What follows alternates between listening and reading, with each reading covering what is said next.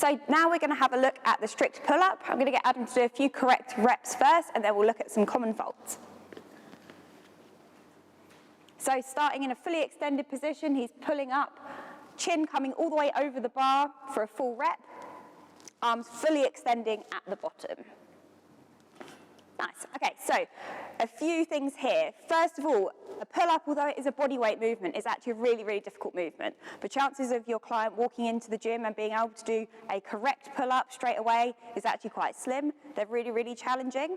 We will link to some other videos of regressions that you could use if this seems sort of way in the future for your client. Maybe look at doing a lat pull down, TRX row, something like that, or use the assisted pull-up machine. For now, we're going to look at if your client can do pull-ups, but maybe there's a few things they're not quite getting right. So to start with, we've got the bar height here that Adam can easily reach. But if you've got a client who's a bit smaller, or you've only got really high bars in your gym, then make sure you give your client a box or something to get up to the bar. If they have to jump and then they kind of end up swinging, it actually makes the rep really, really hard, and they're not going to find it easy to get into the correct position. So that's just sort of a side note before we get into it. So you'll see like there, if Adam's jumped up and he's a bit sort of floppy, then he's got to try and pull, and it's kind of like pulling up a dead weight. So make sure that they can step up to the bar and then come into a full hang position. So first fault that we're going to look at, the one that you'll probably see most often, is just lacking range. So if you just go up, Adam, we'll see it all the time. It's actually in the lowering phase, so people will just kind of not come, so chin over the bar, but not coming all the way down. So angle, arms at sort of right angle. That's it. So the kind of bodybuilder style, I guess. You'll see a lot of people repping it out. Again, it can be a bit of like an ego lifting thing where people feel like, yeah, I can do 20 pull-ups, but they're just doing these ones at the top.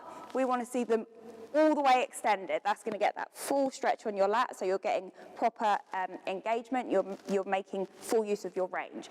So it's much, much better to do 3 good reps than to do 10 iffy ones. So next thing that we'll look at, it's a bit of a subtler problem, I'd say. We want to ideally have the scaps, so the back of the shoulder blades, pulling down the back. So a lot of the time you'll see someone pull up and they'll kind of scrunch up at the top. Their shoulders will round forward. So that's the correct scap pull up. So do a pull up wrong for me, Adam? Do it wrong. Do it wrong. So what I'm actually looking for you is to do this. So your shoulders round forward. That's it. So you can see that he's kind of, it's quite a subtle thing. He's pulling up and then kind of trying to just get his chin over the bar. So you'll see, if you watch the head of the shoulder, it will round forward.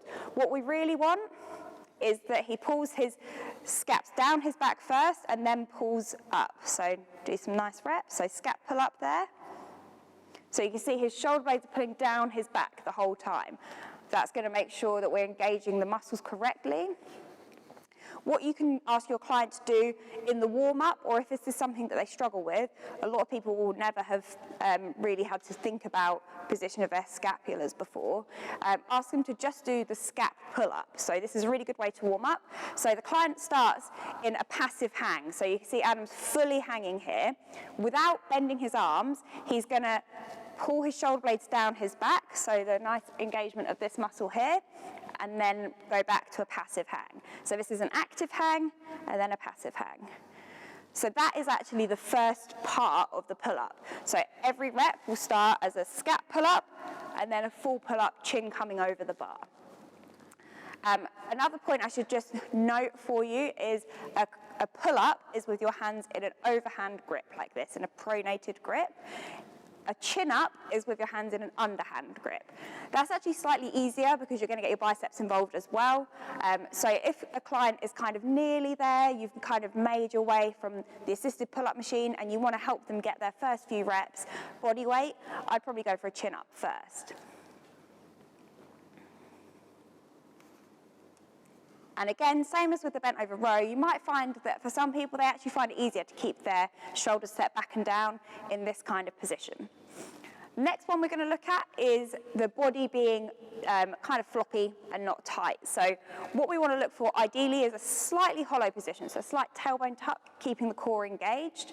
A lot of the time you'll see people just jump up and they're just thinking about using their arms. So if Adam just jumps up and does a few reps a bit floppy, so you can see he's kind of reaching his chin, and you can see he's starting to sway front to back a little bit.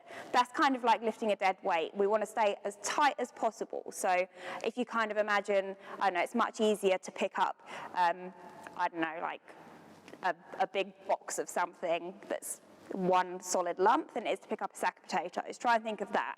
You're going to try and stay super tight, make it really, really easy to lift yourself. You'll feel as well there's a really, really strong core engagement when you're doing a pull-up. So if you're drawing a belly button in, then that's going to help you to feel as light as possible.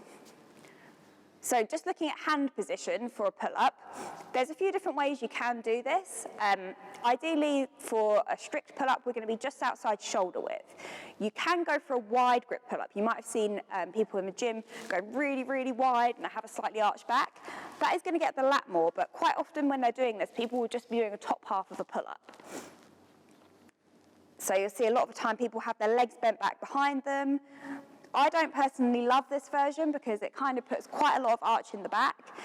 Sometimes people do it because they're trying to feel like they're really, really working their lats, but there's no reason why you can't have a wide grip pull-up and still a slight tailbone tuck. It's going to keep your back safer.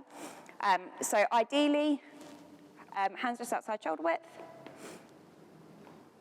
So Adam can keep his shoulder blades set back and down, but he can still get full range. If you go too narrow, you're going to again get that same thing of the shoulders rolling forwards.